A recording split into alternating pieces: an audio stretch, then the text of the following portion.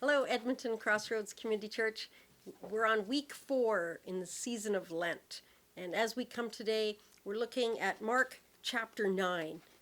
Uploaded some worship, read through the beginning of Mark chapter 9, where the ancestors come and speak with Creator Sets Free, with Jesus.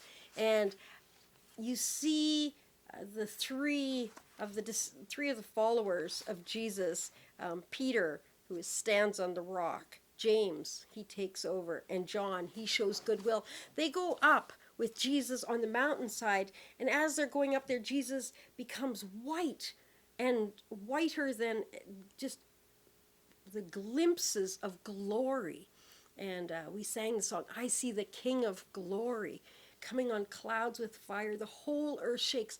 I can't imagine what it must have been like for the followers of Jesus to be standing there, and all of a sudden the veil between the physical world and the spirit world come together, and they're seen, and they see Elijah and Moses standing with Jesus conversing. And Peter says, let's build 3 teepees and just stay here because this is so amazing. But I want you to think about that sometimes we separate the physical world, the world we walk in, the world we can see, the world we can touch, and the spirit world. We separate them and see them as 2 different things. And I think in this passage, I remember reading, and I have no idea where I heard it. I was talking to Major Ellis Week, trying to remember where I heard it, but I remember somebody sharing once that it was like the veil was lifted for moments between the 2 parts of the same world, that they're not different worlds, but we walk together. Open up my eyes to the things unseen, we sang. And at this moment, the veil was lifted, and the ancestors could be seen and heard.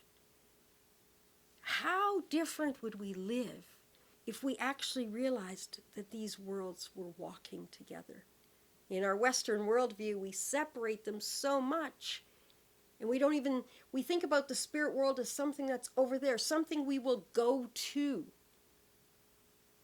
But it is here, and that is part of faith on the good road. Walking in faith, believing. We sang, He is able, and we talked, reading through Mark chapter 9, about the man who brings his son and asks Jesus, if you're able, can you do something? He says, if I'm able. Nothing is too difficult when we have faith. Faith is something that we trust, something we can't see. That's what it is. We don't have to have faith if we can see it and we can do it. That's not what it is. It's about the things unseen. And so when we are asked to have faith, it's to believe that the spirit world exists and is real and is here and now.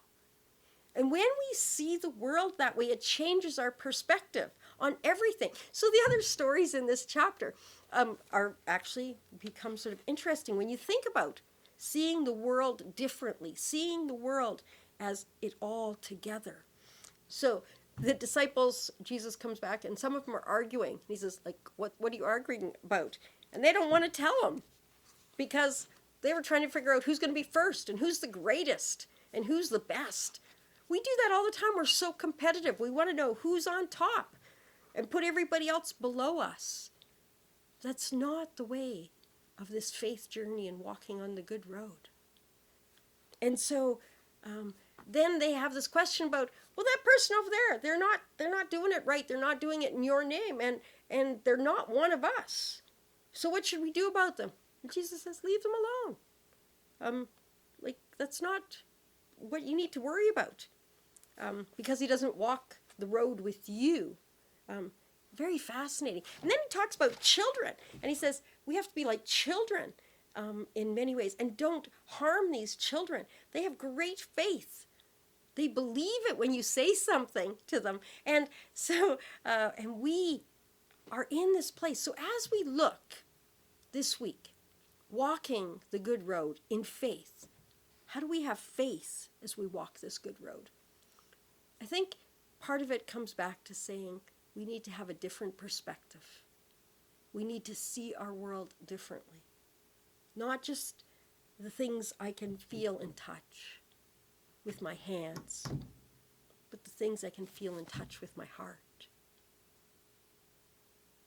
To understand how we walk together. This chapter ends out with an amazing statement, inviting us to be like salt. So make sure that you, like salt, keep your true flavor by walking with each other in the way of peace.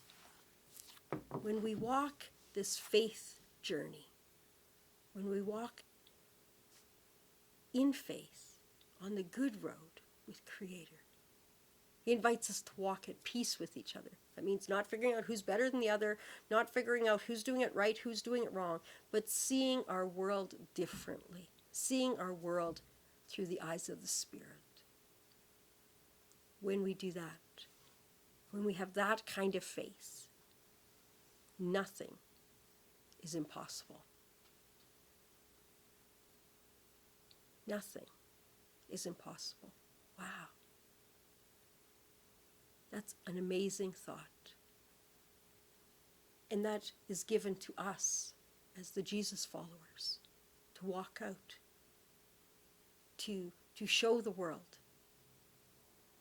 As we journey with Jesus on this Lenten season, as we recognize that Jesus was walking to a place where life and death would move back and forth. He says, don't tell anybody about what you've seen in this spirit world until I come back to life from the dead. When we realize that this world is not so separate, but it's together. Hard for us to grasp.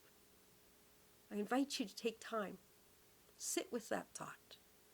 Invite Creator into that place where we don't have all the answers, but we can have faith in the one who does. God bless you this week, and may you know the power of Creator sets free.